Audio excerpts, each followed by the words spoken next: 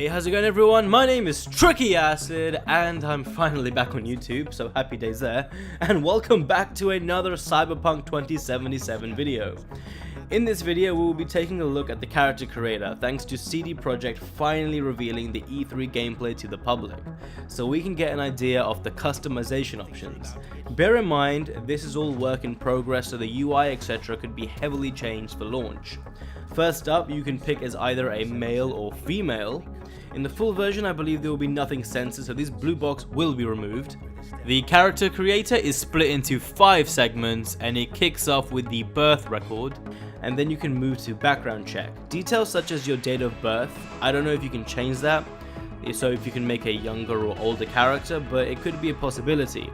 However, judging by this date, 10/12/2054, and saying as the game is set in the year 2077, it means that V, the protagonist you play as, is 23 years old. For the backstory, this reminds me of what Mass Effect did with Commander Shepard.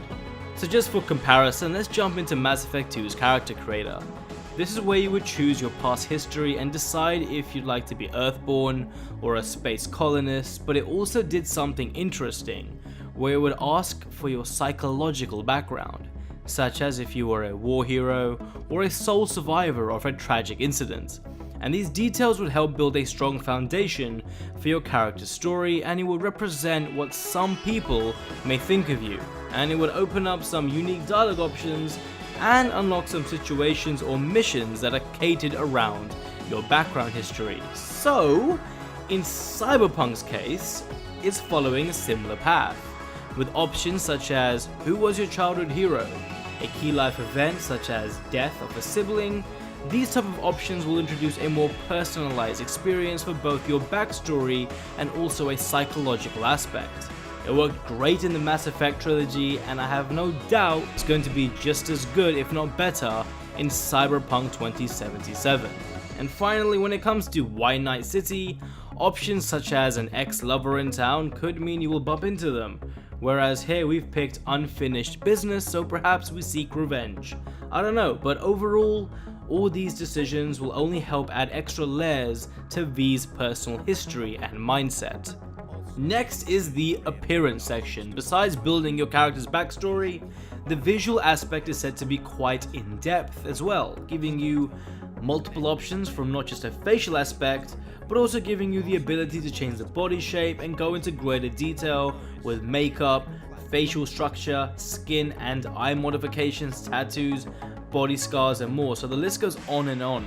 And once you're done spending 10 hours creating your character, and I'm speaking for myself here because I could spend all day glued to the character creator. Personally, I'll be creating Ciri from Witcher 3, and I will have a tutorial on that as well whenever I get my hands on the game. But afterwards, you'll get to the initial stats page where you put points into these 6 attributes, and you'll get a total of 25 points to start with. Now, this could change in the final build, but I'm going with what was shown in the demo. And regarding picking a class, Cyberpunk has a dynamic class system that will develop as you progress in the game, and they are split into 3 categories. First up is Netrunner. You'll be able to plug yourself into networks or other people and gain information, and even upload viruses into them to do some severe damage. This is definitely something I'd probably be investing in because right now it sounds like my favorite. Solo is the second class. They have the ability to detect traps and other dangers and have a greater sense of awareness of any nearby threats in their surroundings. So, in a nutshell, you get some spidey senses to give you the upper hand, and you're pretty much a lone wolf assassin. And the final class is Techie. V will be able to create new gadgets, sabotage tech by hacking into them, and you could hack into enemy turrets, for example, and well, turn them against the enemy. And it's all down to how you play the game. If you want, you'll be able to have a mix of all 3 classes if that's what you wish, or if you want to be a master netrunner, you could focus on 1 or 2 specific classes. So there are no restrictions to stop you from doing this or that.